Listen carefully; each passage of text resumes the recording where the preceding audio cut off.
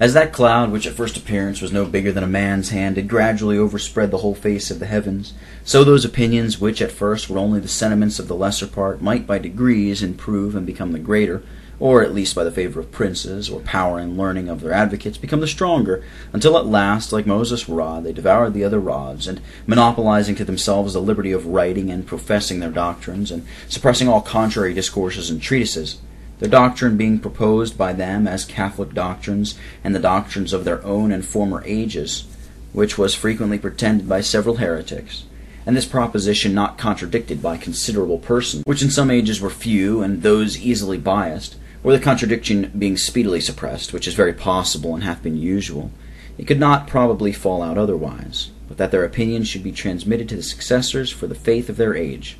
Rome was not built in a day, neither in a civil nor in a spiritual notion, and de facto, that corruption should creep into the Church of Rome by degrees, hath been so fully demonstrated, that I need only point the reader to those authors who have done this work, especially to the Mame's Mystery of Iniquity, and the excellent defense of it in the French by the Rivet against the cavils of Caussadian. Secondly, I answer particularly, and in opposition to the first branch, I lay down this proposition, that the following age, or the major part of those called Christians, might easily mistake the mind of the foregoing age, of which many rational accounts may be given. Number 1.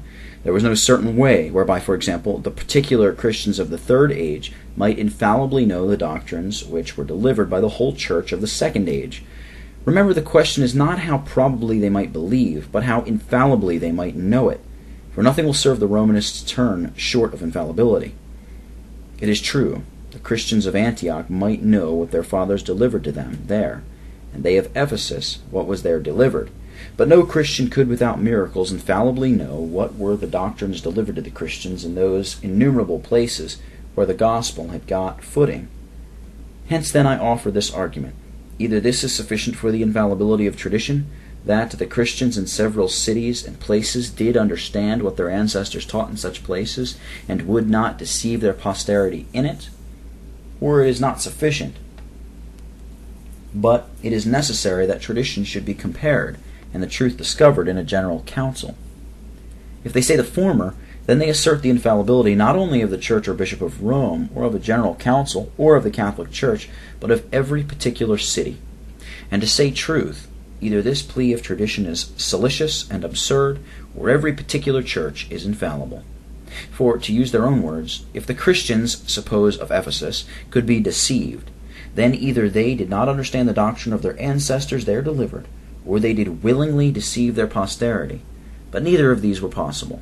Ergo, the Church of Ephesus was infallible.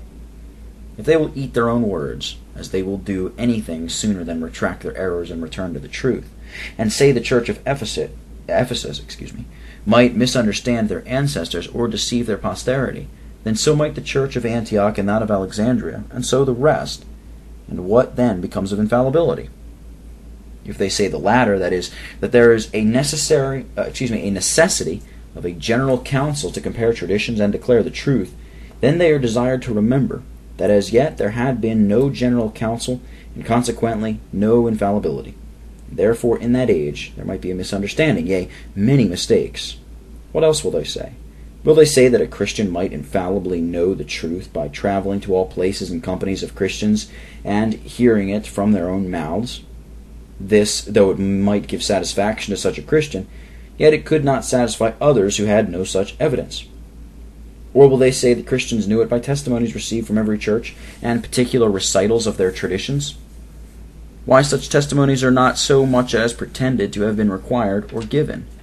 And if they had been given, yet they could satisfy none but those few eyewitnesses of them.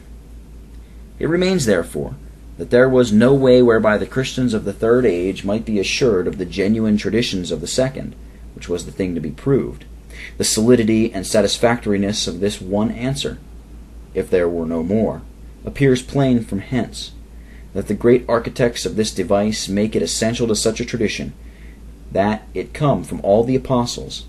So Mr. White informs us, since all Catholics, when they speak of tradition, deliberately and exactly define it to be a doctrine universally taught by the apostles, we may safely conclude, where two apostles teach differently, neither is tradition. Apology for Tradition, Encounter 6, and elsewhere. His reply to our instance of the tradition of communicating infants is this: that it was a tradition begun by some apostles, not all, in some countries, not all.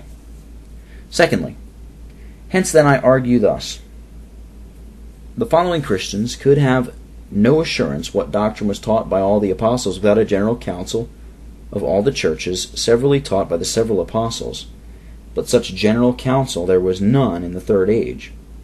Therefore the third age could not infallibly understand the apostolic traditions delivered in the second, which was the thing to be proved. Section 14. Number 2. There are many instances which may be given of men's misunderstanding the doctrines of the preceding age. We have one instance among ourselves concerning the judgment of the Church of England in the next, of the Church of England of the next preceding age, in the quinquarticular points. The favorers of Arminius, his doctrines tell us that she maintained their doctrines. Their adversaries tell us she held the contrary, and there are books written and arguments urged on both sides. He that doubts of this, let him look unto Mr. Prynne on the one side, and Dr. Heylin on the other. And why might it not be thus in former ages?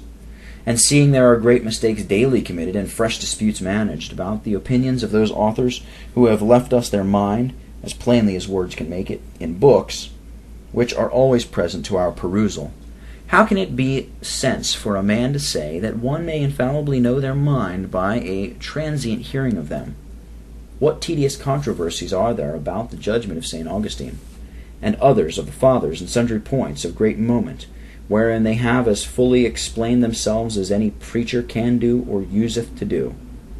Suppose now the Fathers preach the same things in words which they have left us in writings, as diverse of their words were no other than their sermons.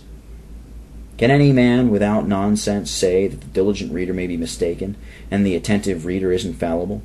We all know the 5 propositions of Jansenius, condemned lately at Rome. The Jansenists deny that there be the sense of Iansentius his words, which the Pope and the Jesuits affix to them. Both parties are agreed in his words, which seldom happens in oral traditions, and consequently makes the argument stronger. Yet they differ in the sense, which one side saith is heretical, the other assert it is innocent.